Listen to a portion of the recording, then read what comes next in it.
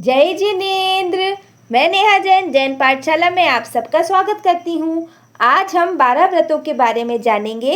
ये 12 व्रत हैं अहिंसा, सत्य, अस्तेय, ब्रह्मचर्य, अपरिग्रह, दिशा परिमाण व्रत, भोगोपभोग परिमाण व्रत, अनर्थ दंड विरमण व्रत, सामायिक व्रत, देशावकाशिक व्रत, पौषध व्रत और अतिथि संविभाग व्रत।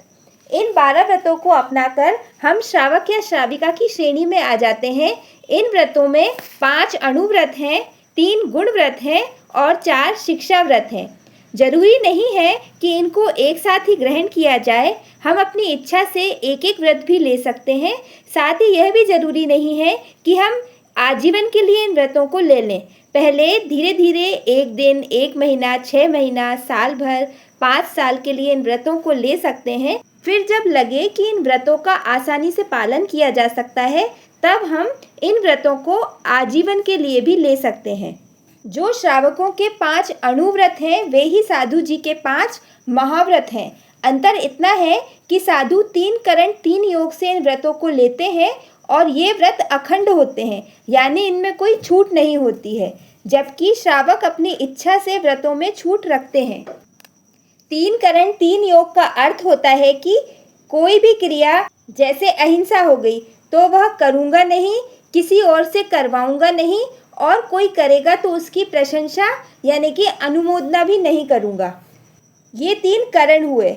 उसके बाद मन में ऐसे भाव नहीं लाऊंगा, वचन से हिंसक शब्द नहीं कहूँगा और काया यानी कि शरीर से ऐसा कोई हिंसक कार्य नहीं करूँगा। ये 3 योग हुए। यह सभी व्रतों के लिए समझने चाहिए। श्रावक इन व्रतों को अपनी इच्छा से ले सकते हैं, जैसे कि 2 करण 3 योग से या फिर 1 करण 1 योग से। 2 करण 3 योग का मतलब हुआ कि हिंसा करूँगा नहीं, करवाऊँगा नहीं, मन से, वचन से, काया से, लेकिन इसमें अनुमोदन की छूट होती है। इसका कारण यह है कि श्रावक जो है वो सांसारिक प्राणी है, तो संसार में रहते हुए उससे कई बार हिंसा, झूठ आदि बोलना पड़ता है। इसे डिटेल से समझते हैं। जैसे कि 12 व्रतों में पहला व्रत अहिंसा है, तो जो श्रावक इस अहिंसा व्रत को ग्रहण करता है वो बिना कारण से त्रस्त जीव वो होते हैं जो अपने सुख के लिए एक स्थान से दूसरे स्थान तक जा सकते हैं। ऐसे त्रस्त जीवों को जानबूझकर संकल्प करके हिंसा नहीं करेंगे, ना तो मन से, ना वचन से और ना काया से। यह अहिंसा व्रत होता है। लेकिन हम गृहस्थ प्राणी हैं, इसलिए जो स्थावर जीव होते हैं, जैसे कि जल, वायु, अग्नि, पृथ्वी और वनस्पति काय, इन स्थावर जीवों की हिंसा का हम पूरी तरह से त्याग नहीं कर पाते हैं। इसलिए इनकी कम से कम विराधना हो, इतना विवेक रखकर हम अपनी डेली लाइफ बिता सकते हैं। अहिंसा व्रत में कई तरह की छूट भी होती है। जैसे कोई अपराधी व्यक्ति है, उसको कभी दंड देना पड़ जाए, जैसे कोई जज है जो जैन धर्म का श्रावक है, यदि उसे कोई गंभीर अपराधी मिल जाए और उसे मृत्युदंड की सजा देनी पड़ जाए, तो वो श्रावक उसे मृत्युदंड की सजा दे सकता है, क्योंकि यह उसका कर्तव्य है। इसी तरह से आरंभ समारंभ की हिंसा भी उसके लिए खुली रहती है, जैसे कि खेती करना या कोई उद्योग धंधा करना। इसमें भी कई बार स्थावर जीवों की हिंसा हो जाती है या कई बार सच झूठ भी बोलना पड़ता है, तो इन सब चीज़ों की श्रावक को छूट होती है।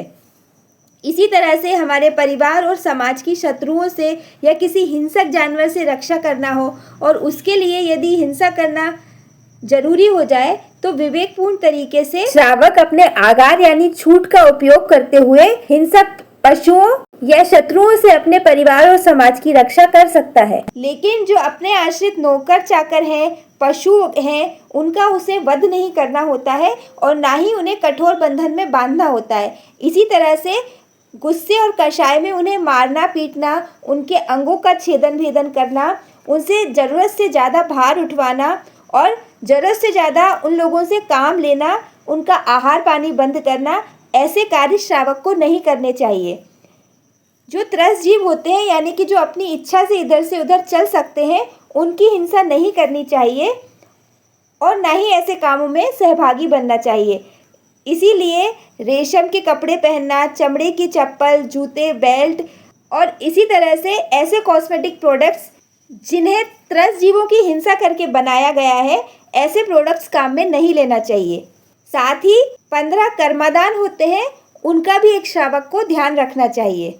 ये सारी जो महाहिंसा होती है वो नरक या किसी दुर्गति का कारण होती हैं, इसलिए हमें तरस जीवों की हिंसा से बचना चाहिए और स्थावर जीवों की भी कम से कम विराट ना हो, इस तरह का व्यवहार करना चाहिए। आगे के 11 व्रत हम नेक्स्ट वीडियो में देखेंगे। ये जो व्रत हैं, इन व्रतों को संत सतियों से समझकर फिर उन्हीं से पचकान लेकर इन व्रतों को लेना अच्छा होता है। यदि संत सतियों से ना ले पाएँ या उनकी अनुपस्थिति हो तो खुद से पढ़कर और समझकर भी इन व्रतों को अपनी इच्छा अनुसार कम या ज़्यादा समय के लिए ले सकते हैं। स्क्रीन पर ये जो बुक दिखाई गई है, इसमें 22वें बोले श्रावक जी के 12 व्रत में भी ये व्रत डिटेल से समझाए गए हैं। इसके अलावा उपासक दशांग सूत्र की स्टार्टिंग में भी ये व्रत बताए गए हैं। साथ ही इस सूत्र में महावीर स्वामी के 10 प्रमुख श्रावकों के जीवन चरित्र का वर्णन है, तो इस सूत्र को पढ़कर भी इन व्रतों को समझ सकते हैं। श्रावक के 12 व्रत की यह विशेषता है कि यदि शुद्ध श्रावक व्रत का पालन किया जाए तो मनुष्य 5वें देशवृत्ति श्रावक गुणस्थान पर आ जाता है और जीव 7, 8 या अधिक से अधिक 15 भवों में मोक्ष चला जाता है। वीडियो पसंद आए तो प्लीज़ मेरे वीडियो को लाइक, शेयर और चैनल को सब्सक्राइब कीजिएगा। बचे हुए 11 व्रत हम नेक्स्ट वीडियो में समझेंगे। धन्यवाद। जय जिनेंद्र।